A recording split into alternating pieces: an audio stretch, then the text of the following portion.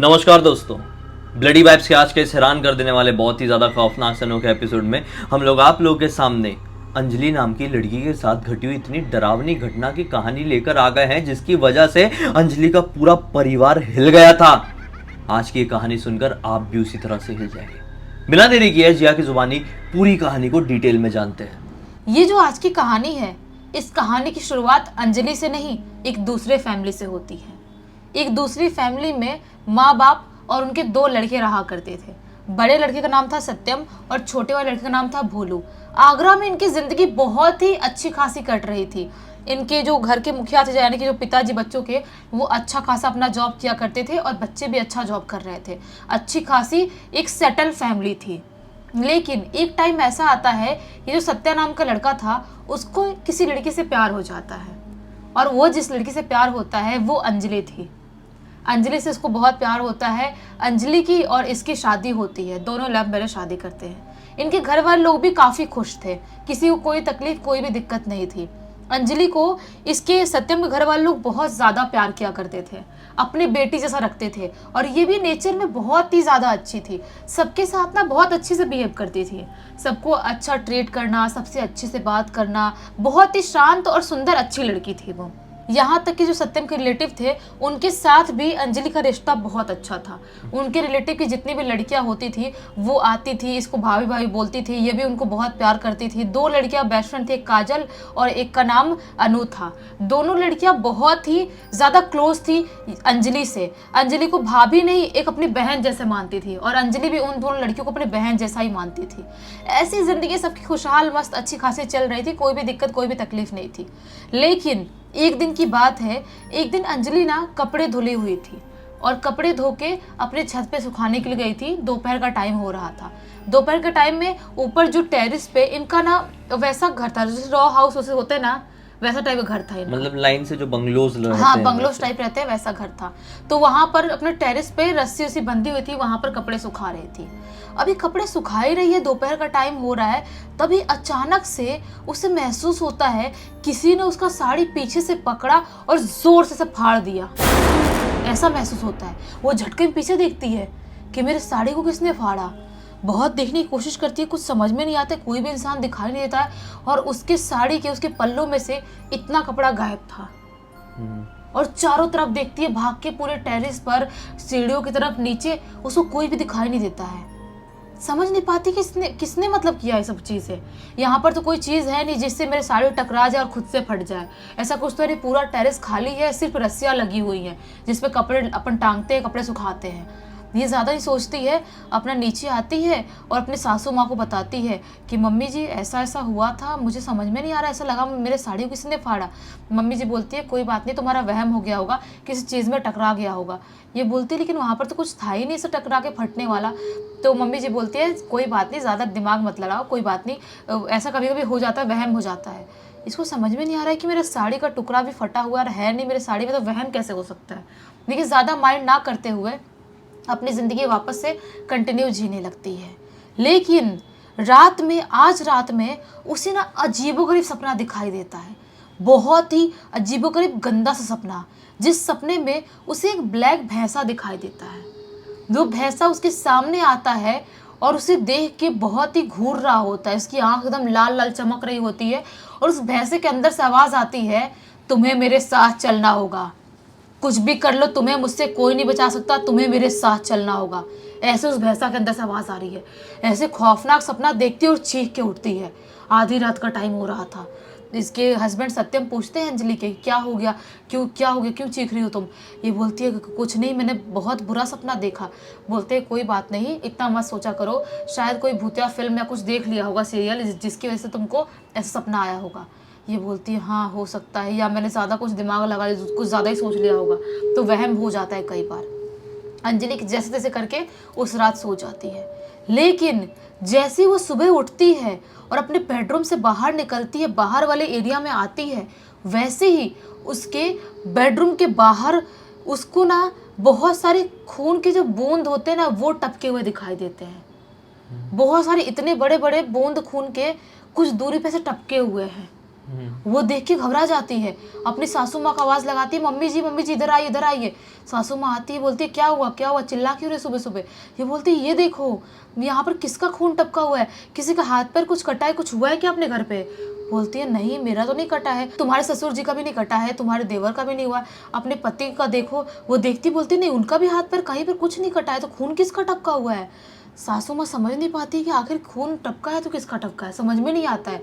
ये बोलती है मुझे अजीबोगरीब सपना भी आ रहा है, और कल मुझे ऐसा फील हुआ था किसी ने मेरा साड़ी फाड़ा है, मुझे कुछ समझ में नहीं आ रहा, अब कुछ करो, मुझे बहुत डर लगने लगा है। सासू माँ बोलती ज़्यादा तुम मत सोचो, एक काम करो, मैं पंडित जी को बुला के थोड़ा घर पे पूजा पाठ करवा दूंगी, अपने घर पे कुछ नेगेटिविटी होगी तो वैसे भी ख़त्म हो जाएगी। अंजलि बोलती है ठीक है।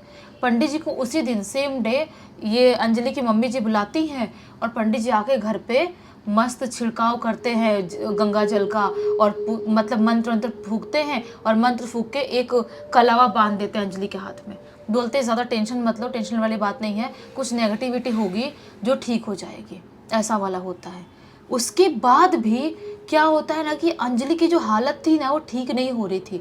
दिन पर दिन उसे अजीबोगरीब सपने दिखाई दे रहे हैं, रोज कुछ ना कुछ उसको अजीबोगरीब दिखाई दे रहा है। रोज से कभी भैंसा के रूप में, कभी अजीबोगरीब टाइप के आदमी दिखाई दे रहा है सपने में, उसे कोई गला दबाने की कोशिश कर रहा है, रोज स्लीपिंग पैरालिसिस हो रहा है, कुछ ना कुछ उसके साथ हो ही रहा है। समझ नहीं पाती कि मेरे साथ क्या चीज़ें हो रही है। वापस से तुम सासू माँ को बोलती है, सासू माँ बोलती है कि रुको मैं वापस से पंडित जी को बुलाती हूँ।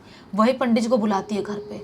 पंडित जी आते हैं और देखते हैं, और देख के क्या बोलते हैं कि आपकी बहू के ऊपर कोई काला जादू कर रहा है, बुरी लेवल से काला जादू कर रहा है, और इसकी शायद कोई जान के पीछे पड़ा हुआ है। ये बोलती हैं अंजलि की मम्मी जी कौन कर रहा है, हमको कुछ समझ में नहीं आ रहा है।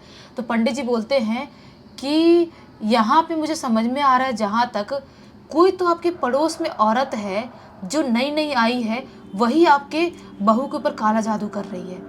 ये सोचने लगती है मेरे पड़ोस में नई नई औरत कौन आई है। तब इनको पता चलता है अरे हमारे घर के पीछे वाले घर में एक किराएदार आई है रहने के लिए, नई है और जवान सी है, उससे कोई ज़्यादा बात नहीं करता है, लेकिन वो सबको देख के अलग से स्माइल करती रहती है। वो पंडित जी को बोलती है कहीं वो तो नहीं हो सकती है। पंडित जी बोलते हैं अब इतना हमको नहीं पता, आपका काम है पता लगाने का, आप लगाओ पता और आप देखो। और पंडित जी झाड़ फूक करके थोड़ा बहुत पूजा पाठ करके चले जाते हैं।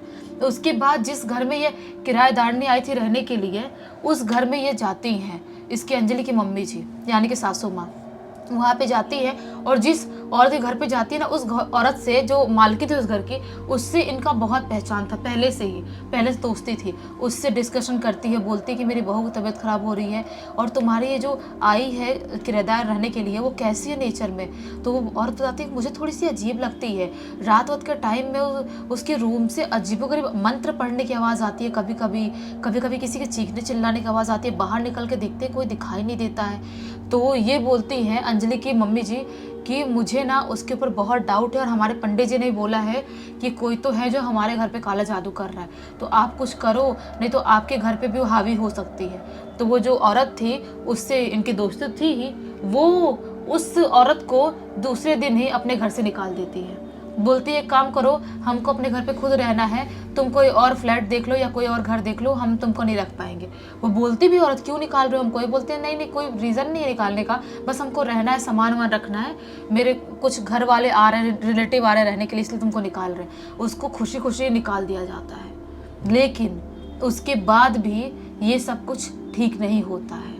ये जो कुछ महीने बीत जाते हैं ये सब कुछ होते होते, और उस महीनों में जो अंजलि थी ना वो प्रेग्नेंट हो गई थी, और वो प्रेग्नेंट थी ट्विंस बच्चों से, 2 बच्चों से प्रेग्नेंट थी वो, और उसका बराबर ट्रीटमेंट वगैरह चालू हुआ है, लेकिन तो भी उसे कुछ ना कुछ एक्टिविटी हो रही है, कुछ ना कुछ उसको महसूस हो रहा है, कुछ ना कुछ दिखाई दे रहा है, रोज़ सारी चीज़ें हो रही है।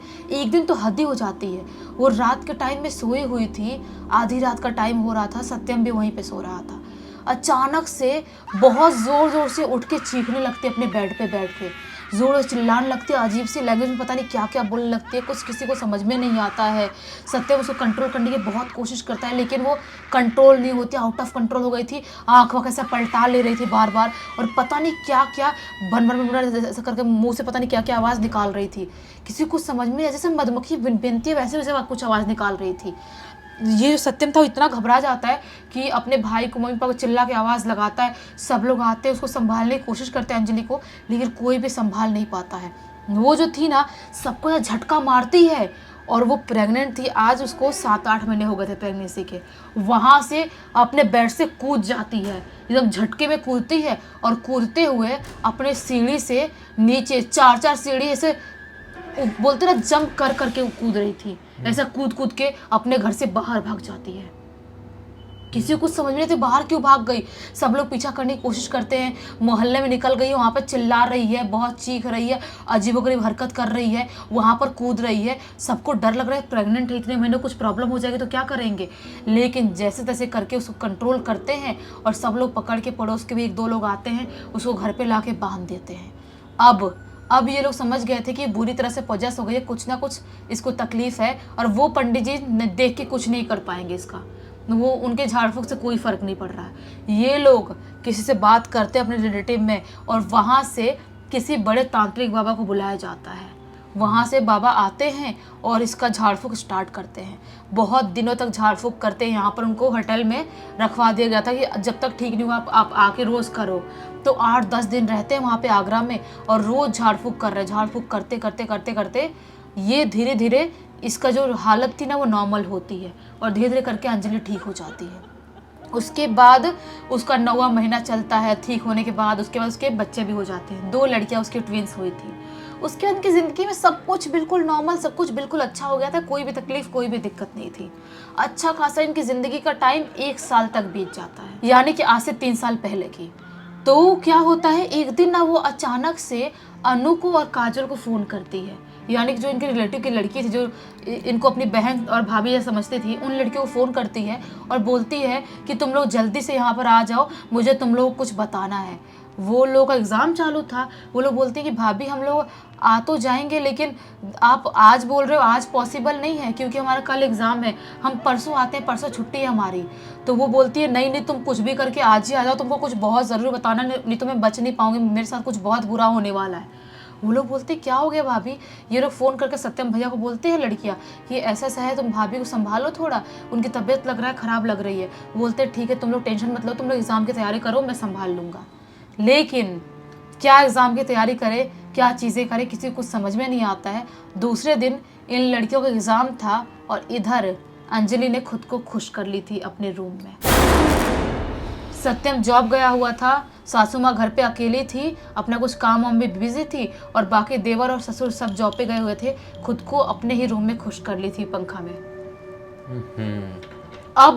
अब पूरे घर पे मातम का माहौल हो गया। उनका एग्ज़ाम दे के आई घर पे, तो उनको भी पता चला, दोनों लड़कियों को भाभी ने ऐसा ऐसा कर लिया। भागते हुए वो लोग भी आए कि कैसे कैसे हो गया, हमको बुलाई थी, कल हम लोग नहीं गए और आज उन्होंने ऐसा कर लिया, क्या करे। सब लोग भागते भागते आए, सबकी बातचीत हुआ, और उसके बाद अब क्या कर सकते थे, अब जो होना था वो हो गया। इनका अंतिम संस्कार करवाया जाता है। उसके बाद अंतिम संस्कार करने के बाद लड़कियां पूछती है सत्यम भैया से, क्या हो गया आपको, कुछ भाभी ने बताया था, हमको बोली थी बताने के लिए कि कुछ बताना है, नहीं तो मैं मर जाऊंगी, कुछ प्रॉब्लम हो रही है। सत्यम बोलता है कि वैसा कुछ खास तो नहीं बताया था, मुझे एक रात पहले जिस दिन तुमको फ़ोन की थी उस दिन मुझे बताई थी कि मुझे सपने में भैंसा दिखाई दे रहा है, और वो बोल रहा है कि तुम नहीं बच सकती, मैं तुमको लेके ही जाऊंगा, कोई कितना भी कोशिश कर ले, कोई कुछ भी बिगाड़ नहीं सकता मेरा, तुम मेरे साथ जाओगे ही जाओगे। ऐसा चिल्ला चिल्ला के भैंसा बोलता है सपने में। ऐसा मुझे अंजलि बताती थी। मुझे लगा कि उसका वहम होगा या उसको बुरे बुरे सपने आते हैं, शायद वैसा ही कुछ होगा, लेकिन मुझे बिल्कुल भी नहीं भनक था और अंदाज़ा था कि वो ऐसा कुछ कांड कर लेगी। तो ये बोलती है भैया आपको समझना चाहिए था ना, उनको किसी बाबा को, तांत्रिक को दिखाना चाहिए था ना। वो भैया की रो रो के हालत ख़राब कि मैं क्या करूँ, मेरी 2 बेटियां हैं, इतनी छोटी छोटी सी हैं अभी, और मेरी पत्नी मुझे छोड़ के चले गई। एकदम गम में, सत्यम अलग ही गम में चला जाता है। पूरे घर वालों का शोक का माहौल हो जाता है, लेकिन अब क्या करे, जिसको जाना था वो तो चला गया। लेकिन उसके बाद भी अभी भी आज 4 साल हो गए हैं, 3 सालों के सारे कांड को, अभी भी ना सत्यम को उसकी पत्नी अंजलि दिखाई देती रहती है कभी भी, और वो बोलती है कि सत्यम मुझे बचा लो, ये लोग मुझे मार डालेंगे, ये लोग मुझे कैद करके रखे हैं, सत्यम मुझे बचा लो। ऐसा ऐसा सपने में दिखाई देती है। कभी भी सोया हुआ है रात के टाइम में, ऐसा बेड में लेटा हुआ है, और अचानक से आँख खुलता है और उसको उसकी बेड पे ही बैठी हुई अंजलि दिखाई देती है, और चिल्लाते हुए बोलती है सत्यम मुझे बचा लो, ये लोग मुझे नहीं छोड़ेंगे, ऐसा ऐसा बोलती है। अभी भी सत्यम एक अलग से सदमे और गम में है कि मेरी पत्नी मुझे छोड़ के चली गई है, तो भी मैं उसको भुला नहीं पा रहा हूँ और बार बार मुझे ऐसे दिखाई दे रही है। मैं क्या करूँ, कुछ समझ में नहीं आ रहा है। हो सकता है कि उसकी आत्मा को शांति ही ना मिली हो। उसकी आत्मा को हो सकता है किसी ने कैद करके रखा है, हो सकता है वो जो ब्लैक मैजिक करने वाली जो डायन थी पड़ोस वाली, उसने कुछ ऐसी मारण क्रिया की और उसको मार डाली और उसकी आत्मा को कैद करके रखी है। ऐसे बहुत सारे जो तंत्र साधक जो लोग होते हैं ना, वो कई बार हरकत करते हैं। सब नहीं, लेकिन काफ़ी होते हैं जो ऐसे काम करते हैं, जो बुरी शक्तियों की मदद से अपने काम पूरे कराने की कोशिश करते हैं, और साधारण से सीधे साधे लोग ऐसे ही उन लोगों का शिकार बन जाते हैं। इस पूरी घटना की जानकारी हमको किसके थ्रू मिली? वो जो लड़कियां थी दोनों, उनमें से एक जो अनु है उसने बताई है।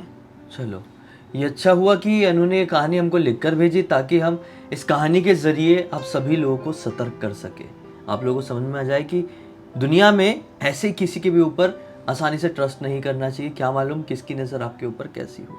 इसी एक नोट के साथ अब इस कहानी का अंत करते हैं। अब तक वीडियो को देख लिया है तो लाइक ज़रूर कर देना, चैनल को सब्सक्राइब करके बेल आइकन दबा के ऑल के ऑप्शन में क्लिक करना है, क्योंकि इसी तरह के हैरान कर देने वाले खौफनाक वीडियोस डेली आप लोगों के सामने लेके आते रहते हैं। इंस्टाग्राम की लिंक इस वीडियो के डिस्क्रिप्शन बॉक्स में जाए, क्लिक करके डायरेक्टली वहाँ पर पहुँच जाना। और इसी तरह की कोई भी कहानी, टॉपिक या जानकारी आप लोगों के पास भी है तो लिख भेजना। हो सकता है हमारा अगला वीडियो कल आपके हिसाब से ही बन रहा हो। तो चलिए कल फिर से मिलते हैं, तब तक के लिए बहुत बहुत धन्यवाद। आपका दिन शुभ हो।